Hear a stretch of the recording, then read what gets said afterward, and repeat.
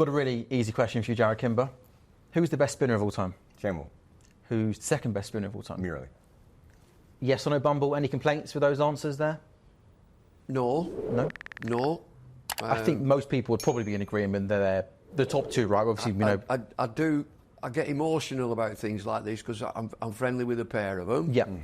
And Who would you have made more runs off? Well, I mean, you've probably seen it on YouTube. Don't be humble, Bumble. Come on. No, I shan't. When I was in my 60s, you may recall that I hit Murali for 2 sixes in 2 deliveries and 1 straight through a car window. But I did like leg spin. Yeah. Get a sweep going. Yeah.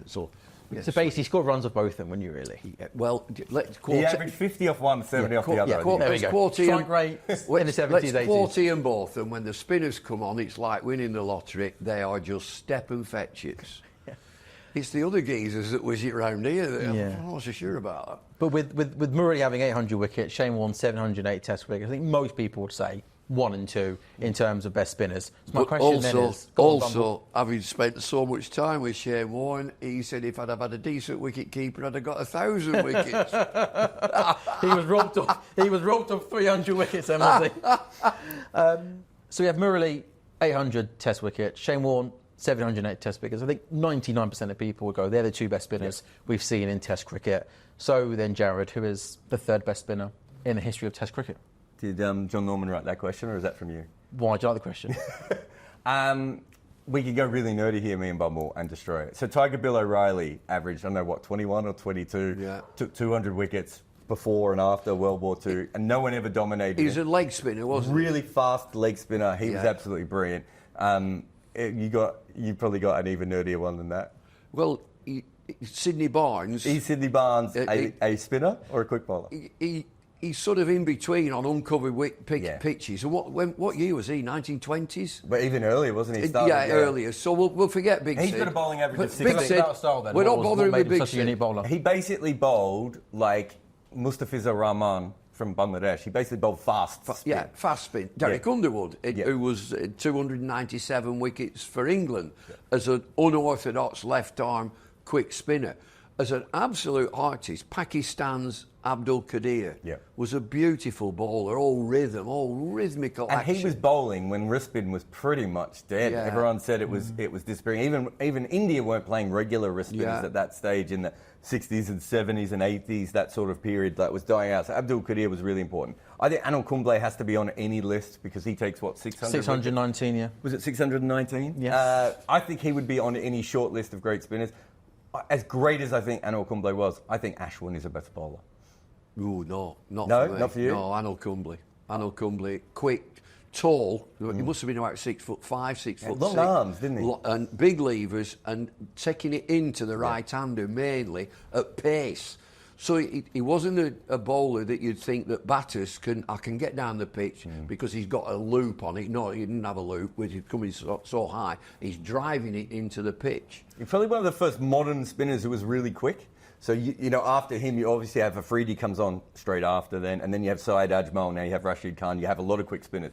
But there had been quick spinners before, but mostly they'd either been quick for, but over a short period of their career, or they'd been quick in England where the wickets would get wet, and if you bowled really quick, no one could play you. So I think it's different. Who else you got on your list? Well, I've just got a list of some of the with the most wickets. Kumble, Lyon, Ashwin, Herath, Harbhajan Singh are most you wickets. Have Lyon in your top 10 of best spinners of all time? I would look at the others and he'd be roundabout. Now, so what's his attributes? He's another tall, willowy bowler who got overspin.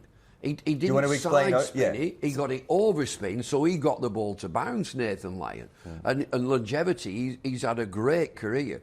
When they were searching for somebody, Australia, to take over from Shane Warne when he retired, they tried Michael Beer, Xavier Doherty, go through them all. There's 13 of them. You haven't even mentioned Bryce McGain, and I'm not going to explain who Bryce McGain is. Nathan Lyon went to India, got 9 wickets, and they left him out. Yeah, he was dropped. And eventually they settled on him, and he's had a super career. You've not mentioned Jadeja.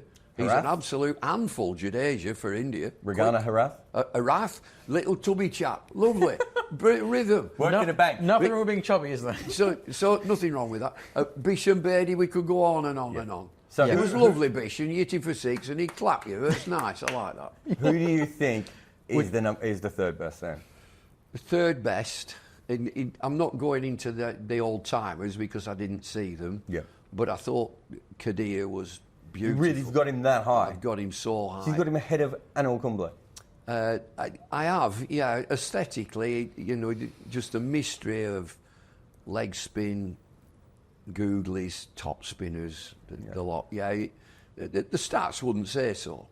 The stats don't love him, but he played on a lot of flat Pakistani wickets in those where every game was a draw. I'm sure if you looked at his draw average, it's probably better. Say, how much you have to take that though in consideration when having this debate? Because the Indian bowlers have such a big advantage in bowling all wickets that are turning square all the time, right? So I think I looked this up once, and Kumble bowled something like 60 overs per match.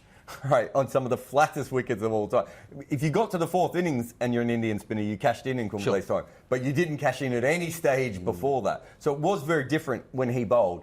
Even when you factor that in, Ashwin still has a better record. Right? And I do think Ashwin is on a different level when it comes to that. And I think... See, your third best spinner? I would have... But he doesn't play away from home a lot. That's only because they've also got Jadeja. If Jadeja didn't play, he would play away from home. Yeah, so Jadeja or Ashwin, who's the more all-round bowler? Well, the better bowler is Ashwin. And Jadeja's a better batsman, that's why they play him away from home, right? Yeah. He's a proper... he's a wonderful player. Jadeja's one of them that you hate playing against, but you want him on your team. Definitely. So third best spinner of all time...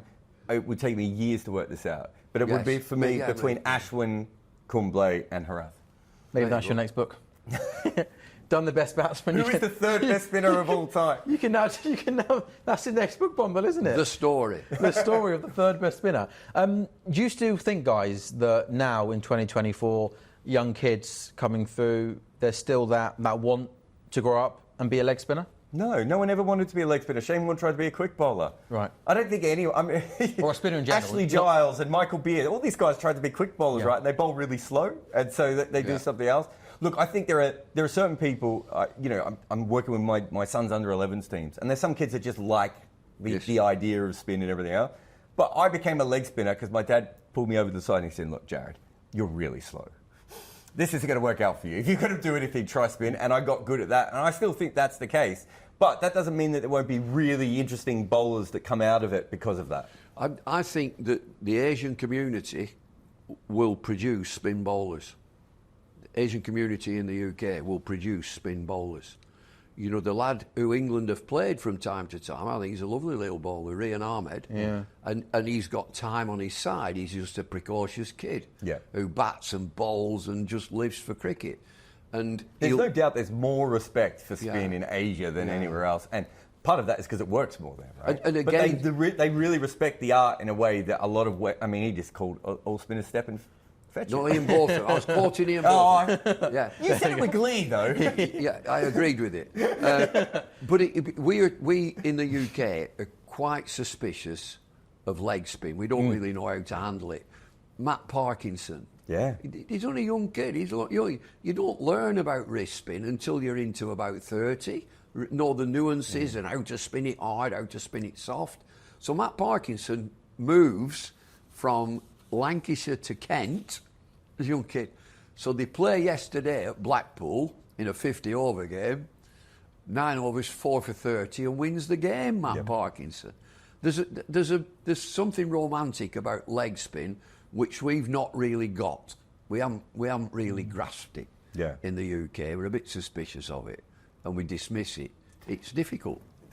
See, this is where conditions are so fun, right? So I looked into this recently. I tried to work out why Australia didn't care about finger spin anymore, right? And you work out that what happens is Australia is the first country to cover their wickets, which meant that in England and other countries they had their wickets open, and so when the wickets got a little bit wet, suddenly finger spinners were unplayable, right? Because Australia didn't have that. So Australia's like, well, finger spin's obviously rubbish. We're not going to learn finger spin. We're not going to become good at finger spin. Even when we have Ashley Mallett, this former Australian good off. No, we don't care about him. We're looking for another wrist spinner, right? And then you see these other cultures that are completely different. India hasn't really produced a lot of wrist spinners because in India, to be a wrist spinner, you have to be like Anil Kumble or Chandrasekhar, as I said before. Really quick because those wickets are so slow. So Shane Warne doesn't take any wickets in India. So a lot of people, Sunil Gavaskar said, Shane Warne, he was okay, right? conditions play such a big part in all this, and I think that is where spin is ultimately. I think in the future you will see different evolutions of spin bowling go. Do you remember Murali Kartik, who plays? Yeah. Beautiful. The really good commentator. The commentator on TV. Beautiful left-arm finger spinner. I always think of him bowling at the same time that Ashley Giles was bowling. They're both technically left-arm finger spinners, but they're different species of human, let alone different species of bowlers. Like, there's nothing similar about the way those two guys bowled. And that's because one grew up in English conditions where he just had to plonk it in, big, strong shoulders, and the other one came around and had his lovely little flight. So it's so different from place to place. If I was to put you both on spot and say the most underrated spinner you've ever watched, there's one spinner out there that you thought, goodness me, he should have taken 3 times as many wickets as what he did. Yasir Shah. Okay. Pakistan. Yeah. He had a period when no one could hit him, and then I don't know if he got the yips bumble or whatever, but when he was at his best, I thought he was a brilliant bowler, and then it just disappeared. He had a great series in England, didn't he? Yep. Yeah. He did. They couldn't play him, and he was a great interview as well. Yeah, particularly about his batting. Yeah. That's a good shout. Great shout. The one that was real quality, and you've mentioned him, and he probably has the numbers to back it up, was Erath. Yeah. Erath doesn't get pushed up there. He was a lovely bowler, a beautiful bowler. It's incredible now to think that, like, for about a decade, they just let him work at a bank. Because they're like, we got Murali, we don't really need a second spinner. Yeah. And then he starts playing when he makes his second or third test when he's 30 and ends up taking almost as many wickets as Anderson does over the age of 30, right? It's ridiculous. How great is that, though? You got Murali, and you also know there's some bloke in the bank who, whenever you need it, you're just going to go, Murali's done. Just come and take 400 wickets, please, post the age of 30. I love the idea that he's just like, he's got a coffee mug that says, world's best employee, and he's watching Murali take wickets on the TV and go to the boat. Do you know what? I reckon I could do that. Yeah, and his boss goes, good one. Get back to work, and then the phone goes, off you go. On AM, on DAB, via the talkSPORT app and on your smart speaker. talkSPORT.